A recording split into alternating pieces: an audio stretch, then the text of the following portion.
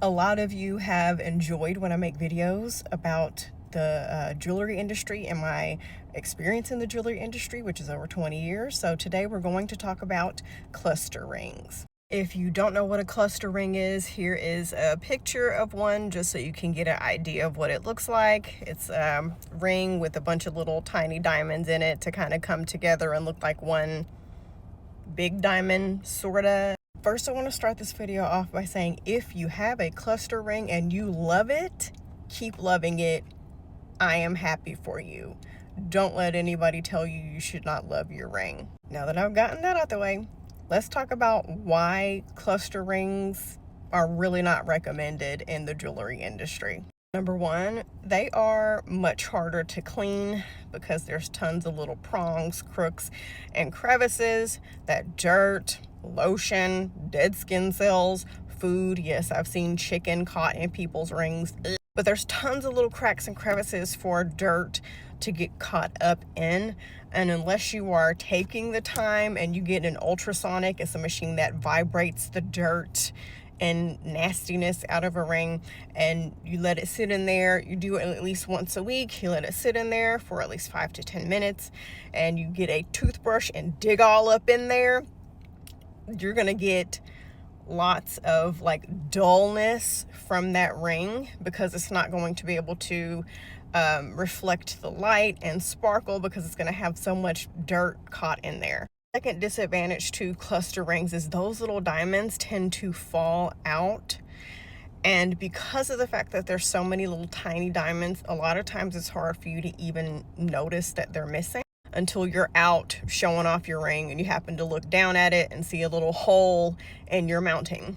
It's harder to get those little tiny diamonds be secure, so they require lots of extra prongs to keep them in place. Sometimes the prong, because there's so many prongs, you have a higher chance of the prongs getting caught on something and snapping, especially if you have not been to the jewelry store you purchased it from and maintained the maintenance of getting those prongs retipped every 3 to 5 years. Some people need it more, some people need it less often, but a lot more maintenance is required, and you might have to replace a couple diamonds throughout the lifetime of your ring. Those little tiny diamonds are cheap. They're called milli diamonds. Jewelers can buy them by the handful. They're like $10 each, $5-10 each, but you would have to pay $60 to $100 or more per diamond to get it replaced, and to also pay for the work of putting that diamond back in the setting. If there's prongs that need to be retipped, you'll have to pay for that too, and gold is expensive. Next disadvantage is the resale value is shit. You might spend $4,000 on this big cluster ring because it's sparkly and it's shiny, but let's say you get a divorce or you want to sell the ring because you and your partner are getting something else. You spend $4,000 on the ring. You take it to resell it at one of those jewelry exchange resale places, which I have worked at before, so I have experience with that. So you take it there, you're excited because, I mean, it's a $4,000 ring.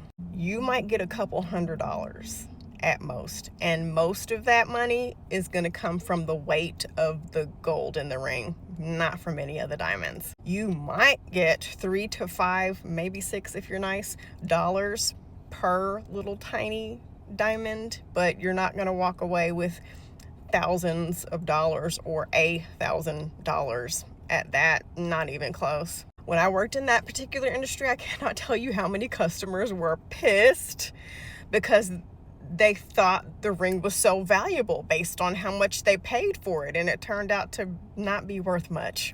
Another disadvantage to a cluster ring is there's no definition. It just looks like a big blob of diamonds.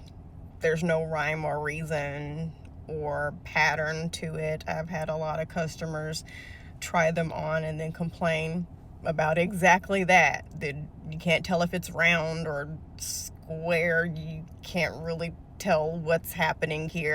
So those customers would get something more pronounced, so they would opt for a solid diamond as opposed to the clusters. This next point, hey, if your man got you a cluster ring and you love it and he loves and respects you, I'm not talking about you and I'm happy for you. However, over 20 years in the jewelry industry, the men who tend to get their girlfriends and wives the cluster rings are the same men who turn around and flirt with me sometime during the transaction. They're men who just want to get you something big and sparkly and they don't care what it is. They're oftentimes men who are cheap, so they will get you the most affordable thing there. And when I say they're cheap, that doesn't mean they can't afford it. It just means they don't want to spend the money on you. The types of women who would come in to buy cluster rings, and if you don't fit this description and you have one, okay, then I'm not talking about you. But most of the time, the women who come in and purchase the cluster rings are usually over 40. They are divorced and they want to make a statement. They want to be bold and they have confidence and they love themselves, and it's a gift for themselves. Then on the opposite end of the spectrum, women come in and get those rings after they've been married for 20 to 25 years, and they just want something really big that they feel is going to make a statement. So they'll lean towards that. And this last point is in relation to one of the points I just talked about. They're not, when you first get them, they're going to glitz and glam and shine and do all the things.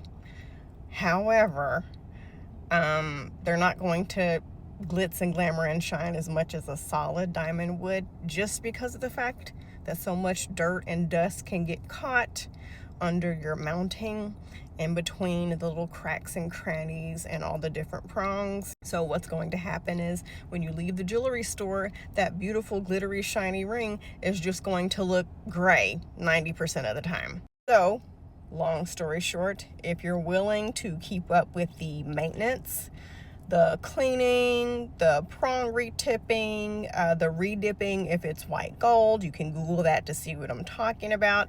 If you're not looking to sell it anytime soon and make a big, pocket full of money off of it, which you won't, then cluster rings are perfect for you. I personally recommend cluster rings to younger people who are just starting out and they don't really have a lot of money and they want something this big without costing a big amount of money.